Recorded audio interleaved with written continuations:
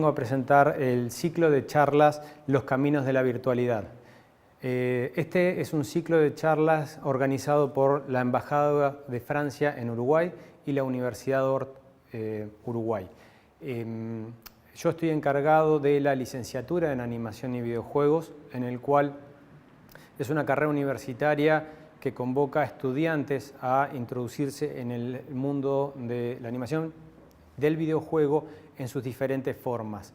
Desde la universidad queremos, en este sentido, ver los diferentes aspectos, ángulos que tiene el videojuego, no solo para el diseño, la producción, sino también una vez que esto va al mercado, como el público objetivo juega, consume los videojuegos.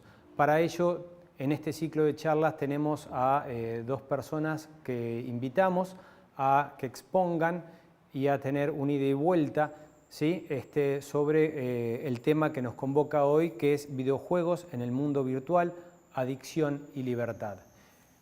En primera instancia vamos a contar con el psicólogo Bernard Disarbois, psicólogo clínico, cursó sus estudios de psicología en París, Descartes University, condujo investigaciones sobre videojuegos online con el laboratorio de París V, trabaja desde hace más de 10 años en el sector de la protección infantil de Bretaña, es responsable de la unidad de enseñanza de Université Bretagne Occidental, Francia, en cuanto al enfoque clínico psicológico del niño y el adolescente.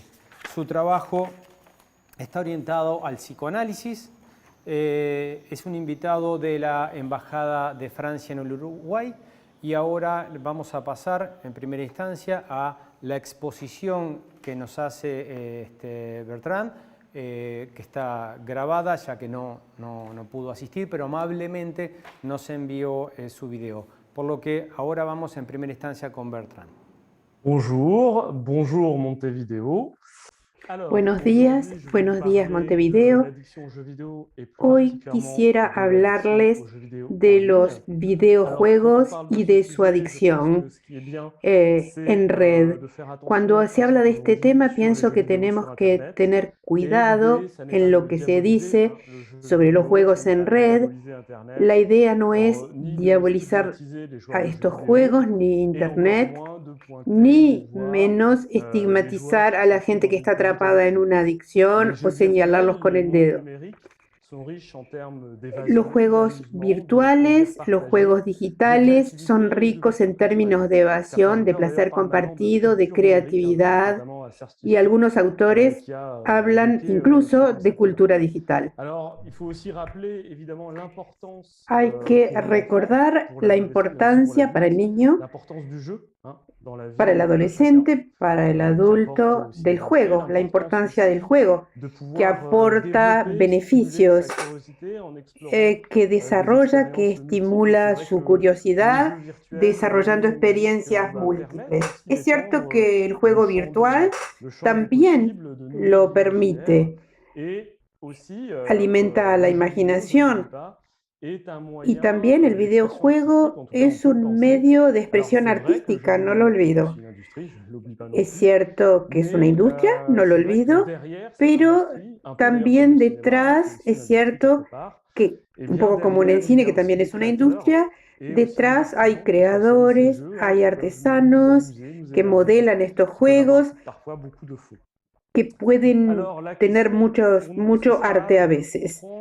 El tema para nosotros va a ser el de entender cómo es que el videojuego, el objeto Internet, puede volverse un objeto de necesidad o de adicción en su construcción, en su historia.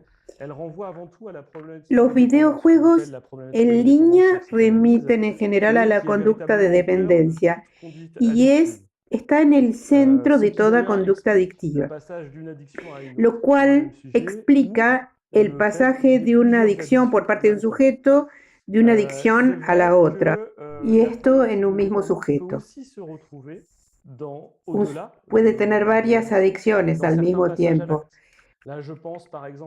Es cierto que la dependencia se puede encontrar más allá en algunos pasajes al acto.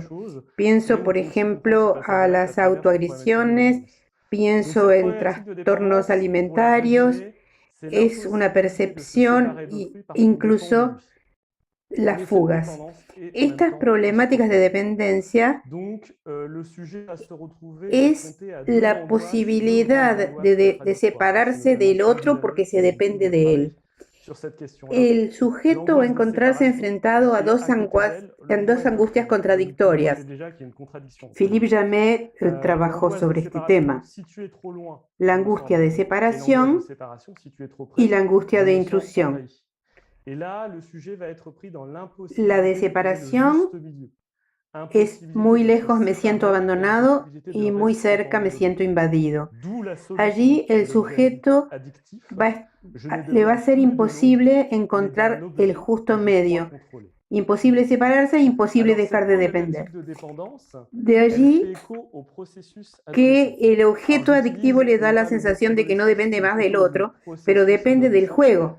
Entonces, estas problemáticas de dependencia se producen en la adolescencia. ¿Por qué en la adolescencia? Voy a decir proceso adolescente, porque Freud consideró la adolescencia como más bien como un trabajo psíquico.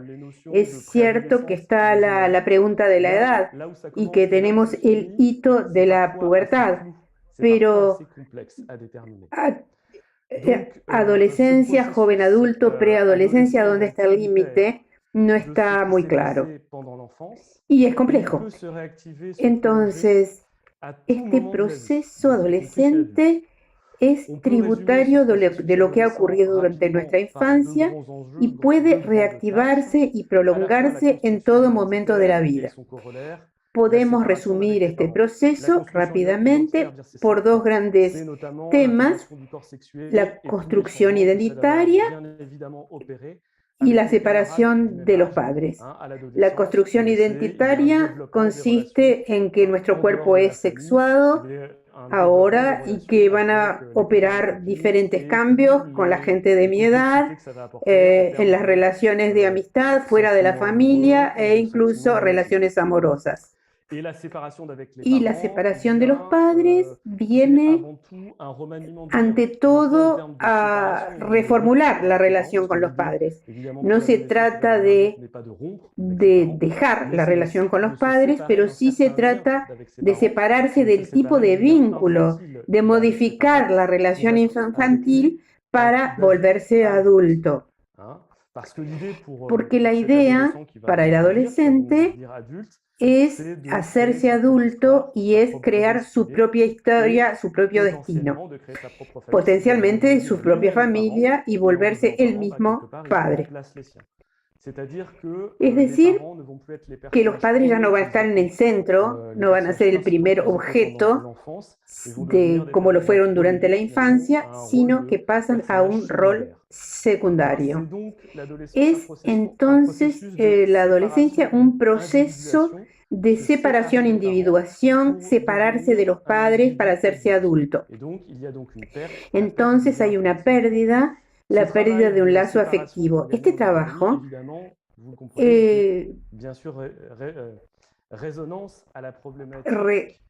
hace eco con la problemática de dependencia. Si dependo del otro, no puedo crecer. Y esto es lo que se explica, esto es lo que explica por qué vamos a encontrar la problemática de la adicción más bien en la adolescencia que en otras edades. Y es allí que se va a cristalizar y a desarrollarse la dependencia. La adicción a los videojuegos, a los juegos en red, es una forma que va a tener algunas especificidades. Para esquematizar, voy a desarrollar en tres partes: el tema de la socialización, el tema de la implicación del cuerpo y la agresividad, y el último tema, el tema de la depresión subyacente. Entonces, el primer punto, la socialización. Una de las grandes especificidades de los videojuegos es relacional. La gente es llevada a cooperar entre sí, hay incluso foros junto a los juegos y dentro mismo del juego hay, gracias a un casco y a un micrófono, los jugadores interactúan entre sí. Entonces, ¿cómo comprendemos esta información, esta relación asistida por la informática? Yo le voy a llamar prerelación. ¿Qué quiere decir? Quiere decir que no hay un verdadero encuentro. Tiene que haber, para un verdadero encuentro, tiene que haber varias cosas. Reconocer la alteridad, una reciprocidad y supone el compartir una intimidad, mostrarse y compartir recíprocamente nuestra intimidad. Mientras que en las relaciones de los videojuegos y por internet es muy normal quedarse en una relación de superficie. La alteridad no entra en juego para nada. Allí hablaremos de una relación funcional en que el vínculo solamente para y por el juego y nunca irá más allá. Y además está la ilusión de que uno va a mantener una relación con gente y que uno tiene una cantidad de amigos virtuales. Pero realmente no hay relación. Esto tiene que ver con la angustia de intrusión y de abandono, porque gracias al juego, al videojuego, el adicto tiene la ilusión de no estar solo sin realmente tener vínculos. Va a quedar en una relación de superficie y de apariencias. Y además va a tener la sensación de controlar la relación. Porque en el videojuego uno puede responder con distancia, quedar indisponible, parar el juego. Les quiero poner un ejemplo de un caso que tuve. En mi práctica, yo trabajo en la protección de la infancia y me encuentro con adolescentes, no todos, pero algunos, y a veces me encuentro con adolescentes que están en fracaso escolar, que ya no salen de ellos, que ya no salen de su casa y que tienen relaciones restringidas o incluso ninguna relación con gente de su edad. Y sin embargo, son adolescentes que te dicen, sí, yo tengo amigos, pero cuando uno ahonda un poco, uno ve que son amigos de los juegos de video. Y cuando uno va aún más hondo, uno ve que son amigos a los que no vieron nunca, a los que nunca vieron en realidad y de quienes no conocen ni siquiera el nombre. O sea que los llaman por su seudónimo. Es para decir si estamos en una relación paradójica, ¿no? ¿Hasta qué punto? No hay intercambio, no hay reciprocidad, no hay desarrollo de la identidad, todo eso no existe. Después está el tema de la implicación del cuerpo, que es la implicación del cuerpo y de la agresividad. Esa es una especificidad del videojuego y es el tema de la toma de riesgos. Porque en las toxicomanías, por ejemplo, el cuerpo entra en juego, va a ser puesto en juego y va a ser atacado. Por ejemplo, el alcoholismo, la heroína, lo que sea. Allí el cuerpo va a estar atrapado en la conducta. Pero acá es diferente. Asistimos a un retiro del cuerpo. El cuerpo está detrás de una pantalla. El cuerpo es un avatar, un personaje, así que no va a mostrarse.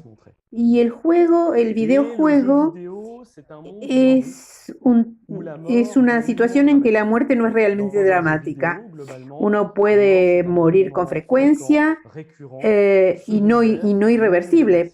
Podemos volver a morir varias veces. El juego virtual es un universo que tranquiliza, en que uno puede expresar todo lo que uno quiera sin mayores consecuencias. O sea, puedo atacar al otro, puedo hacerme atacar y no corro riesgos. Aquí estamos en una tentativa, en un intento de evacuar consecuencias de oponerme, de la oposición. Voy a tomar un ejemplo que tomé de mi investigación sobre los videojuegos en línea y allí encontré a una joven mayor de 20 años que se presenta a sí misma como una loca angustiada por la muerte y explica que ese sentimiento nació debido a la relación con su padre, relación particular por el hecho de que su diferencia de edad es de 60 años, o sea que el padre era realmente mucho mayor, era una persona mayor, y en razón de esta separación, ella siempre tiene miedo de verlo morir. Vamos a llamarla Sonia, y Sonia me cuenta las discusiones con su padre durante la adolescencia, en que durante las disputas, que son necesarias y saludables para encontrarse a sí mismo, su padre termina por cerrar la discusión diciendo: de todas formas yo me voy a morir, así que después vas a hacer lo que quieras. Y esto en Sonia cae mal, solamente aumenta el miedo de la muerte y le corta todo deseo de desear oponerse a su padre, pero cuando en realidad sería saludable que lo haga si es adolescente.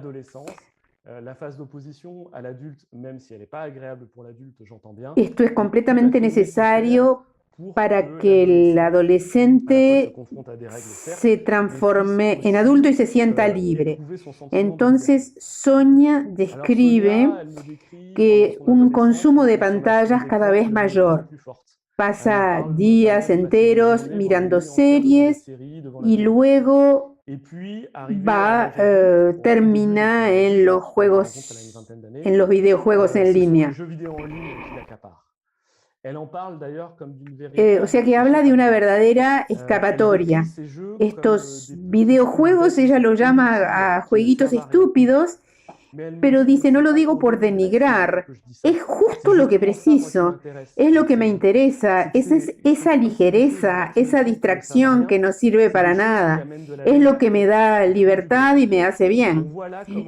Así que los videojuegos sirven para frenar, en el caso de Sonia, todo dolor. El tema de la muerte, el tema de la pérdida irreparable e irremediable. Y llego al último punto, que es el punto de la depresión subyacente, vinculada con la conducta adictiva. Esto es el punto central, es el núcleo, si quieren, de toda conducta adictiva. Freud hablaba de rompeangustias, hablando de la toxicomanía. Vamos a asistir a una lucha contra la angustia, contra la depresión subyacente. Es una lucha que es un mecanismo de defensa, porque se trata de rechazar la depresión, pero al costo de la adicción. La paradoja tiene que ver con la depresión, porque, es decir, preciso la adicción y al mismo tiempo la tengo que dejar. El videojuego puede ser entendido como un tiempo suspendido. No pienso en nada más, nada me interesa, nada más me interesa, nada más está contando para mí y no Estoy angustiado, así que tengo que seguir. Se trata de llenarse de imágenes, de sonidos, de sensaciones, para traer una ausencia y no sentir una pérdida. Evidentemente es una falsa solución, porque al impedir la depresión, impedimos también el trabajo que hay que hacer, el trabajo de duelo. Es una puerta de salida que impide emerger la depresión. Por lo tanto, es una conducta paradójica. Busco luchar contra una fuerte angustia, pero al mismo tiempo lo que estoy haciendo es reforzarla. Al no dejarla emerger, nunca la podré pensar, así que me quedo en la conducta adictiva. Este mecanismo es completamente paradójico porque el sujeto además no se da cuenta. Es algo que es un mecanismo inconsciente que mantiene la conducta adictiva. Y paradójicamente el juego va a volverse cada vez menos un juego. Voy a citar este otro ejemplo que es de un jugador que está completamente adicto desde hace mucho tiempo y que me dice que toda su vida está organizada en torno al juego. Todo está organizado para que pueda jugar su trabajo, sus horarios, y a partir del momento en que vuelve a su casa se pone a jugar. Se pone a jugar, pero dice, no juego. Y si no juegas, ¿qué es lo que haces? Y nada, prendo la pantalla y me paseo en el mundo virtual. Me pongo a contar las ventanas que tiene tal edificio o la cantidad de baldosas que hay en tal o cual patio. Así, y de repente, de pronto me doy cuenta que no estoy jugando. Y nos damos cuenta que está allí solo para estar en ese universo virtual que no es el real. O sea que el juego para él es una obligación de conectarse y no sabe ni por qué se conecta. El juego de video, el videojuego en línea, hay una cosa a entender, es que el juego no tiene verdaderamente principio ni fin. Al contrario, el juego nos habilita a jugar sin cesar, porque podemos de alguna manera seguir y seguir tanto tiempo como se nos ocurra.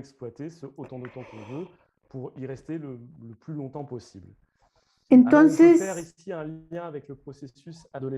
hacer el vínculo con la conducta adolescente, el proceso de individuación y separación. No queremos transformarnos en adultos porque ser adulto significa pérdida y que hay que hacer un trabajo de duelo.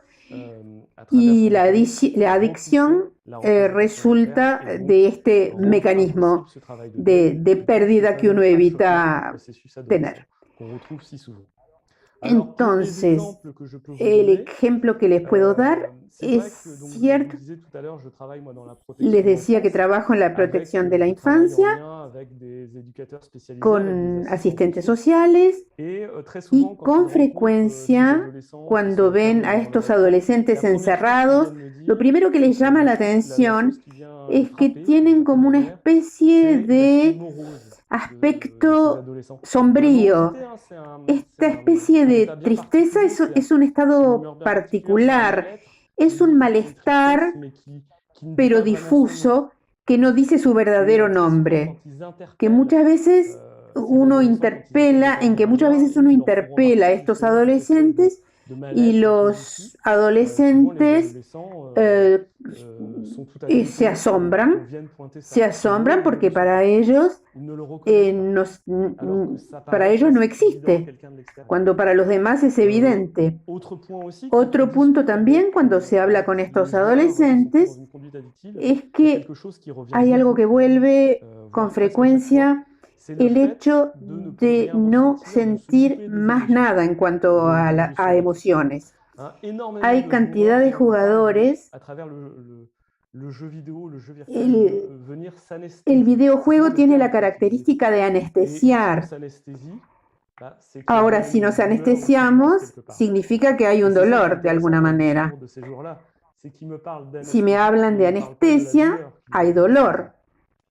O sea que allí vemos que hay un sufrimiento y que hay que anestesiarse y no se reconoce. Así un poco para terminar esta intervención, voy a abrirme sobre el tema de la adicción a las pantallas.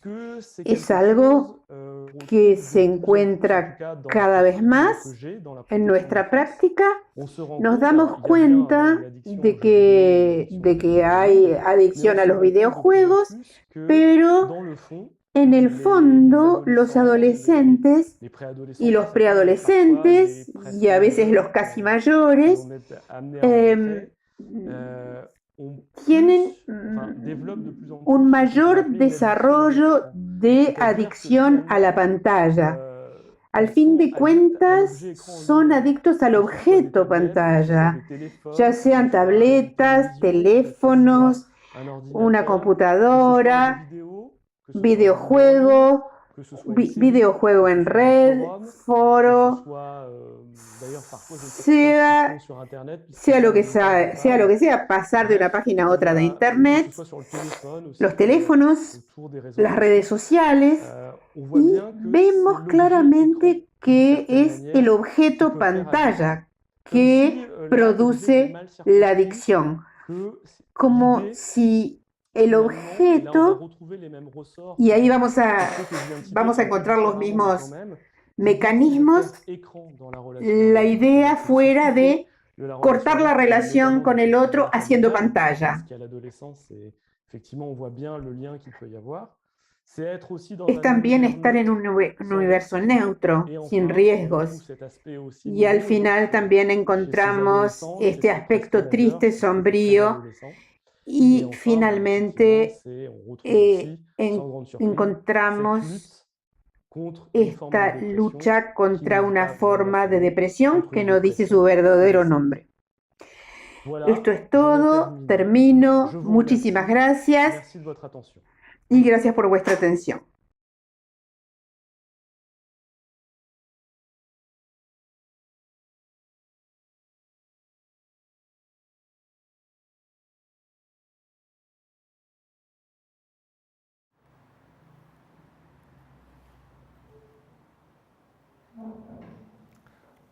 Bueno, excelente presentación de Bertrand. Creo que ha tocado diferentes puntos, ha ejemplificado a nivel clínico diferentes niños por cuales él ha pasado en terapia. Hay ejemplos de que el videojuego es un lugar donde se esconden, un lugar paliativo, otros que no se pueden controlar. Entonces, en ese sentido, y un punto más sobre que ha mutado desde videojuegos a que el problema quizás sea pantalla en sí, ¿no? en general, en todos sus aspectos. Para eso vamos a conversar con la magíster María Luján Oldon. Ella es argentina, es magíster en comunicación y creación cultural, licenciada en redacción en relaciones públicas e institucionales, orientación comunicación. Está invitada por la Universidad de Ort. Es docente de teoría del juego acá en la carrera, en la licenciatura en animación y videojuegos. Así que, Luján, te damos la bienvenida. Queremos dialogar contigo varios de estos puntos. En este momento ya se encuentra en España y gracias a Zoom estamos en contacto. Luján, a ver, hay muchos puntos de los que tocó, son importantes y después tenemos un antes y un después en relación a la pandemia y cómo ha evolucionado y cómo ha cambiado absolutamente todo, al punto de que nosotros como licenciatura hace unos meses sacamos junto con el Hospital Británico y con el apoyo del Banco Santander, sacamos un videojuego, Monstruos vs. Virus, que es un videojuego enfocado a COVID, a la enseñanza de chicos entre cuarto y sexto de escuela, donde pudimos testear el juego, lo presentamos y en realidad lo que hicimos es pasar a otro punto, pasamos a la educación, ¿sí? Con el videojuego. Entonces, en ese sentido, Luján, ¿por dónde querés empezar? Hola Alejandro, muchas gracias por la invitación. La verdad que súper interesante y disparadora la presentación de Bertrand. Me iba anotando los puntos, recordando, porque es como decís, hay muchísimo. Y me gustaría primero marcar dos puntos. Que él habla, digo, no está teniendo una mirada detractora sobre el videojuego en sí mismo, como culpándolo de que genera adicciones, sino que arranca justamente hablando de las condiciones positivas que tiene y de que el videojuego es uno de los casos en los cuales determinadas conductas en determinados momentos pueden ser propiciadoras de que sea un caso de adicción. Y después, bueno, justamente pasa a la pantalla, ¿no? Y él habla de que los videojuegos, en muchos casos incluso se habla de cultura digital, y desde ahí vengo yo. Entonces, a mí me interesaba que él planteaba el videojuego como un espacio, dice, que nunca va más allá del juego, que cuál es la finalidad, que plantea esta sintomatología de tristeza y de aislamiento, cuando yo justamente me dedico a trabajar en todos aquellos juegos que buscan ir más allá del juego, conectar, generar espacios, pensar también en estas historias que se crean, en quiénes son los que los crean y en el lugar de apropiación que la sociedad hace del videojuego, como bien vos decías, estos juegos que salen y que abren mundos para educar, que pueden ayudar a socializar, que pueden ayudar en las cuestiones de salud. Entonces, es un entender cómo acercarnos a ese objeto, qué usos le podemos dar, y estar atentos a esas pautas que él marcaba como señales de atención o de alarma, si las vemos en nuestros hijos, o en nuestros amigos, en nuestros compañeros. Y acá me interesa en particular invitar a la audiencia y saber un poco qué nos están acompañando hoy y por qué vinieron, no sé, si es que son jugadores, a qué juegos juegan. Bertrand habla de un tipo específico de juego también, o si son padres y saben a qué juegos juegan sus hijos, si han jugado con ellos, si están jugando ahora, y qué les inquieta para poder generar una conversación entre quienes estamos acá. Bien. Y Luján, en ese sentido también lo que mencionás es el cambio de paradigma, que el padre tiene que acompañar, ¿sí?, al juego, ¿sí? Entonces, en ese sentido ya no es como una separación, sino que justamente lo contrario, tenemos que arrimarnos como padres a jugar con ellos, a desmitificar todo eso. Es juego como punto de encuentro, y si hay algo que tienen de positivo los videojuegos, digo, la mayoría de las generaciones que estamos hoy aquí presentes en el planeta Tierra, hemos jugado algún tipo de videojuego, aunque sea el Pac-Man, el Tetris, un solitario, ¿no? Y es un juego, o sea, las reglas no nos son tan ajenas, entonces es entender que por ahí tenemos un punto de unión y de vínculo. ¿Qué es lo que pasó y ese cambio fuerte que se dio en la pandemia? Muchos de los chicos entraban a estos juegos en línea, de los, que comentaba Bertrand, y no entraban para jugar, y no entraban justamente para aislarse, entraban para vincularse, entraban para poder hablar con los compañeros, con las compañeras, que no podían ver en persona. Entonces el juego era una excusa para generar un espacio de vinculación.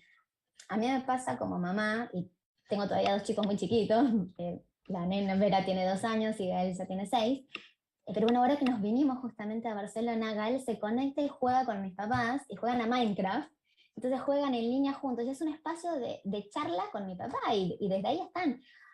E incluso juegan juegos de mesa donde se las ingenia, cómo pone el tablero y apunta a la pantalla y va sacando las fotos y explicándole las piezas. Entonces, es hacer esa reapropiación, esa resignificación, darle la vuelta de tuerca, y ver cómo encontramos ahí ese espacio de conexión. Sí, lo que tú mencionás me parece súper interesante por el hecho de que yo separaría un poco de lo que es niño de adolescente, ¿sí? Sí. Porque el adolescente capaz que tiende a jugar un poquito más con gente desconocida, el niño tiende a jugar con chicos de su colegio, por lo menos empieza así, y así empezó en la pandemia, como una vinculación con sus pares. Y eso dista por lo menos por donde lo miro yo, separa lo que es la adicción para entrar con otro concepto que es la vinculación tan necesaria en estos momentos, ¿no? Ahí nos están comentando, Sibumba dice que las generaciones de padres ahora ya crecieron con los videojuegos, pero no permitían un grado de inmersión como ahora, eso es cierto. Y tampoco había la variedad de títulos y de historias, o sea, algo que está sucediendo. Yo me muevo mucho dentro del circuito independiente y experimental, donde justamente son otro tipo de historias y de personajes los que se ven y los objetivos que se tratan. Por eso me resonaba mucho la conversación de Bertrand, y ese es un espacio que tienen muy interesante para explorar, plataformas como Itch.io, como Steam, donde pueden probar a decir, bueno, a ver, descubramos qué juegos hay, qué tipo de historia te interesa ver, veamos otros protagonistas. Ahí están hablando, dice una mamá de adolescente varón de 15, que juegan a Fortnite.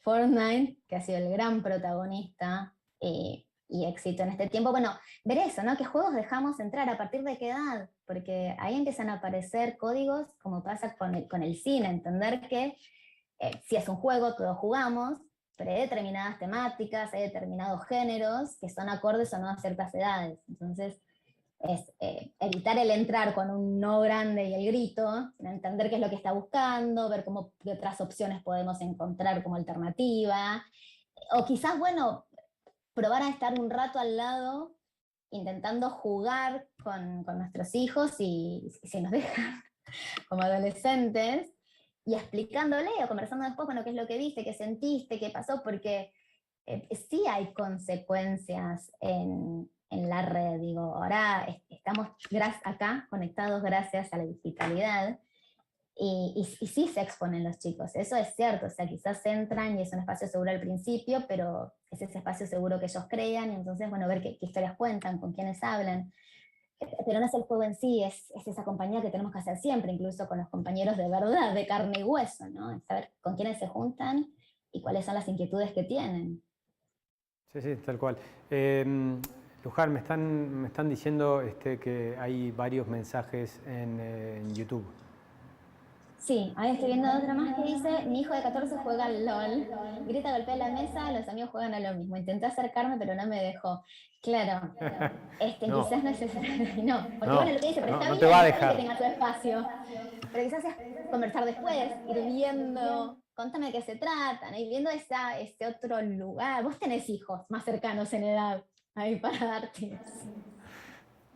Sí, sí, bueno, pero nada, a mí me sacan simplemente por el hecho que quieren conversar de determinadas cosas o de determinada manera que conmigo no lo hablarían, ¿sí? Pero si Más sabés allá que que están vos lo ahí, escuchás, pero sabes que están ahí y sabes lo que dice, más allá de que corresponda o no, exacto. se entiende que necesitan su espacio, sin llevarnos a una adicción, sin llevarnos a, Claro. bueno, está en los padres ver la cantidad de horas.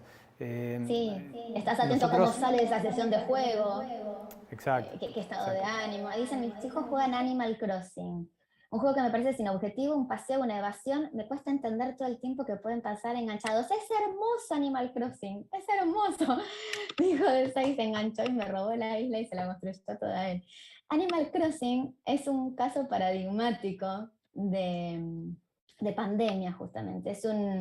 Es un juego, les cuento para los que no sepan, que es una isla donde el personaje principal es uno mismo, que lo puede diseñar a su avatar, elegir si es una nena, si es un nene, cómo se quiere vestir, y cómo va decorando esa isla y construyéndola en un universo donde son todos animalitos y son como súper tiernos, es todo muy lindo, es todo muy fantasía. Entonces sale justamente, es una saga, este es el último título, es de Nintendo, la Switch, la consola portátil, y sale en el momento de pandemia. Cuando todos estamos encerrados, de golpe encontramos un espacio totalmente agradable desde lo visual, en un entorno amigable, y empezaron a pasar muchísimas cosas ahí. Se empezaron a celebrar cumpleaños, se empezaron a hacer exhibiciones de arte.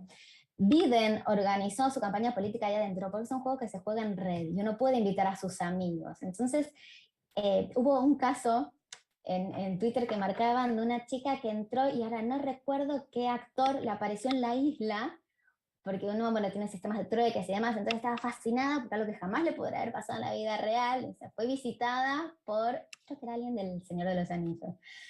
Y entonces es eso lo que le gusta probablemente, es esa habilitación de poder crear, y desde ahí está creando, así que es maravilloso, no se preocupen si están con Animal Crossing, a menos que esté todo el día, y ahí ya bueno, entramos.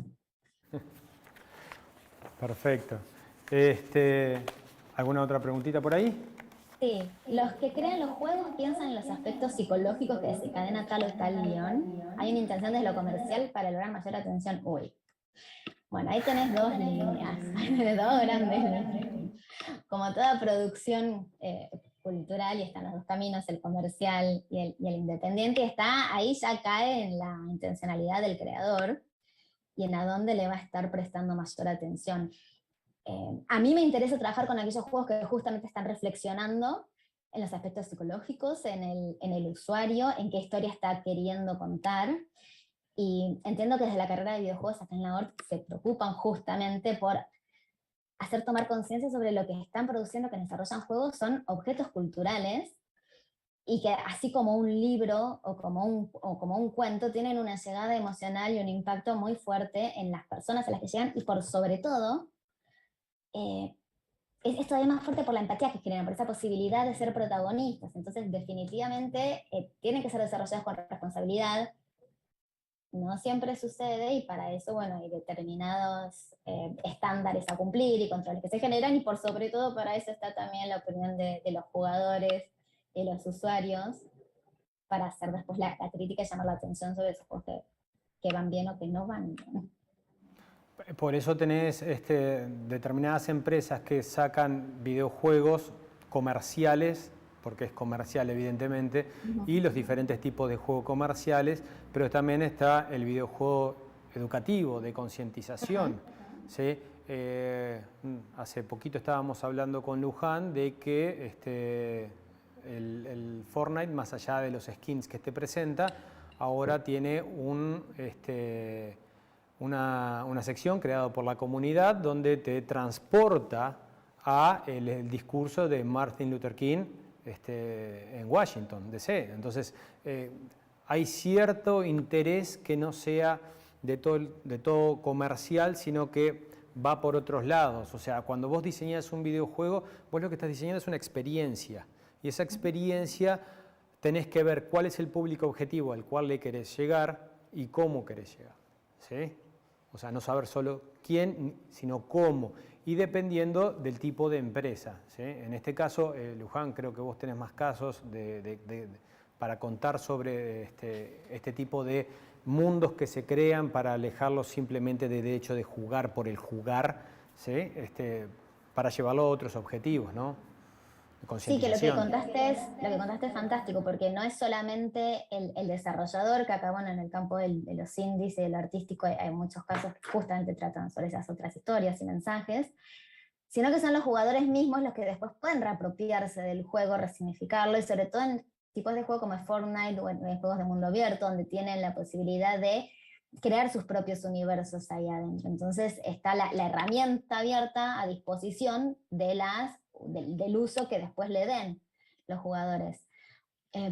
Bruno pregunta, ¿a qué punto se empieza a considerar el tiempo libre invertido en un videojuego como una adicción? Bueno, acá podemos hablar de los esports también. El tema es qué pasa con ese tiempo, ¿no? Va a ser como cualquier otra cuestión de pantallas o de libros o de televisión, cuando te empieces a anular el resto de la socialización con otras personas, tu resto de actividades, cuando realmente seas absorbido por eso, empecemos a preguntarnos qué está sucediendo, pero no creo que haya un parámetro de horas estandarizadas. También pueden fanatizarse con un juego en determinado momento y después frenar. Totalmente de acuerdo contigo, depende un poco de la persona, de cuán sociable es o no, y si va dejando cosas de lado para dejar de interactuar y abocarse a su mundo. Entonces ahí totalmente de acuerdo que no hay un parámetro fijo como para determinar 1,5 ya adicto. No creo que vaya por ahí. Otra cosa que dijo Bertrand que me pareció fantástico es la adicción a la multipantalla, ¿no? Porque el videojuego es una de ellas, pero también, digo, después del videojuego pasás al celular y a las redes sociales y después agarras la serie de plataformas de streaming y después pasas a otro lado, a la compu, entonces a ver youtubers. Entonces, bueno, ya es multiplataforma, ¿no? No es un solo, en tema de adicción pura, no es un solo concepto videojuego, ¿no? Que para mí tiene diferentes ángulos. Por un lado es un juego para entretener, pero por otro lado tiene vetas de educación, de salud, de una enorme cantidad de objetivos a poder comunicar ahí, ¿no? Y él además marcó ahí, en esa cuestión de la adicción, la edad, porque dijo, ahí son los adultos los que se enganchan. Y eso también es importante. Si como padres estamos marcando un no jueguen, no estés tanto con la pantalla, actuemos nosotros en consecuencia y larguemos el celular y la pantalla. O sea, a veces me siento, digo, me doy cuenta, estoy trabajando con la compra, estoy diciendo, cortá, que ya estuviste con el iPad mucho, y yo sigo enchufada, entonces no le puedo demandar que haga algo cuando yo no lo estoy haciendo. Bueno, empezar a encontrar ese equilibrio también. Y algo que ha pasado en pandemia es que de golpe nos vimos todos volcados a la pantalla y ahora a veces, en algunos casos está sucediendo el miedo de volver a lo físico, al contacto, porque ha quedado esta cuestión del virus o de qué pasa o de sí y la comodidad de la pantalla. Entonces, es intentar volver a encontrar ese equilibrio en una situación en la que todavía no ha vuelto a la normalidad y no sabemos cómo va a seguir. Entonces también, bueno, es un poco de flexibilidad en esta realidad que tenemos hoy. A mí me encanta decir que necesitamos volver a que la gente se aburra, ¿sí? Totalmente. A que no esté constantemente bombardeada de información, sino que se aburra para fomentar la creatividad, para fomentar otros aspectos de la vida que no están relacionados a un monitor, ¿no? Evidentemente. Claro. Y lo decimos desde el lado de que consumimos mucho un monitor, ¿no? Todo el día. Pero bueno, necesitamos ese tiempo de apagarlo, de aburrirme, de generar cosas, de lo tangible, ¿no? Básicamente. Sí, el FOMO, el miedo ese de perderme lo que está pasando si no estoy chequeando el feed de Twitter o de Instagram o que no vi. Y además esa cuestión de que todo lo que uno expone, bueno, también depende de las redes que, ¿no? En Instagram es todo felicidad, Twitter es ese entorno muy político y uno sale enajenado con todo lo que está leyendo. Bueno, entonces ir dosificando esas cuestiones. Ahí quedaban dos preguntas. Ahí dicen, el problema es que empiezan con juegos inocentes. Mi hijo de 24 jugaba de pequeño al Aladdin y después yo tuve que prohibir GTA. Al chico tampoco lo dejé, lo consideró violento. Sí, estoy de acuerdo, hay juegos que definitivamente no son aptos para determinadas edades. Y no, por más que vos juegues videojuegos, por más que estés presente, no está preparado para determinado contenido. Como decíamos, no puede ver ciertas películas, no puede leer ciertos libros, no puede jugar ciertos videojuegos todavía. Es esperar un poco, no saltearse etapas. Y preguntan por Fortnite y los skins que eligen, ese es para vos. ¿Es generalmente porque se sienten identificados? ¿Cómo es en el caso de este hijo? ¿Por qué elige los skins que elige? Skins que elige, se elige porque salen y apenas sale lo tenés que tener. ¿Sí? Y la lucha es, necesito ya eso, necesito tener los pavos para poder conseguir el skin. Y bueno, ahí los conseguiste no de acuerdo a lo que jugaste, si llegaste a la meta o no. ¿Sí? Ya cuando pasa el tema del intercambio monetario es otra historia, ¿no? Ya es otra historia. Por un lado vas a la gente que juega más consola y quiere aumentar en términos de skin o armas o lo que fuese, y otro que es bajame a 99 centavos los videojuegos y es como algo, una conversación constante, ¿sí? Todos los días es uno y vos decís no, y termina siendo no todos los días. Entonces tenés que entrar a jugar y es como ver películas, y es como ver series, es como cualquier rol en la vida, que bueno, esto es uno más en el cual tenemos que lidiar, y que la pandemia en cierta manera no nos ayuda, por un lado, y nos ayuda por lo menos en este diálogo que tenemos en este momento. Entonces, tenemos que equilibrar en ese sentido qué es lo consumible y qué no. Así que, bueno, Luján, no sé si hay alguna otra pregunta, si no vamos redondeando. Sí. Hay una que creo que está muy bien para cierre, porque ahí vuelven a participar diciendo que en francés Disarbois habla de que las pantallas, al aislar a las personas, les permiten hacer pantalla, lo cual es difícil de traducir, pero que en básquetbol significa hacer una pared. Sí, Bertrand está hablando de la pantalla como una separación, una forma de aislar. Y justamente nosotros creo que lo que estamos queriendo decir ahora es que los juegos y las pantallas pueden servir justamente para lo opuesto, para conectar. El año pasado la Organización Mundial de la Salud sacó una campaña que justamente siempre venía en detracción de los videojuegos, y hablando de los videojuegos como algo nocivo. En general lo más conocido son ese tipo de declaraciones.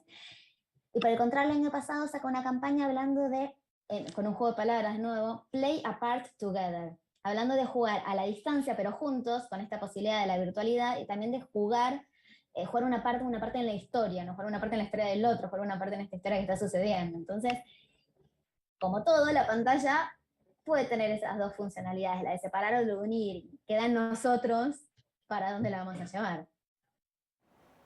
Sí, sí. Y lo dejamos con puntos suspensivos, ¿no? Sí, no, evidentemente Bertrand hablaba de la pantalla y la separación, y el caso que tenía con el padre que quería lograr esa pantalla y separarse del padre mayor para no lograr esa respuesta cotidiana que tenía, ¿no?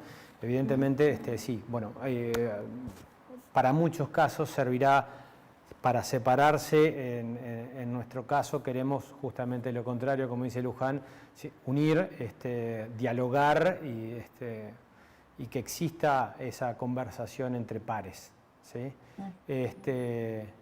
Pero bueno, vamos por ahí. Les cuento que la próxima charla va a ser Arte y lo virtual, así está denominada, y va a ser el 28 de octubre. Ya luego comunicaremos a qué hora va a ser y por dónde va a ser. Por lo que, bueno, la Embajada de Francia en Uruguay y la Universidad Hort los convocan a mantenerse conectados en este ciclo de charlas.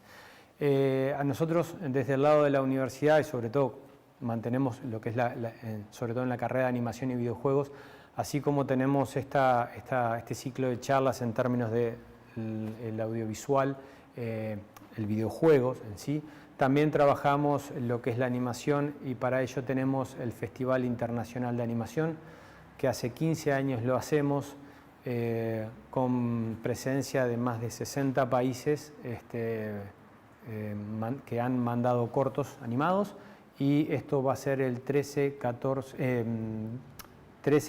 y 15 de septiembre ahora. Vamos a comunicarlo también en nuestras redes, por lo que aquellas personas que quieran ver un festival internacional de gran nivel, bueno, estaremos comunicando y celebrando este 15 cumpleaños que tenemos. Así que muchas gracias a todos, esperamos vernos en la próxima, y espero que nos deje este ciclo de charlas nos deje pensando en videojuegos, en la virtualidad, y en este caso el tema de hoy, adicciones y libertad. Muchas gracias.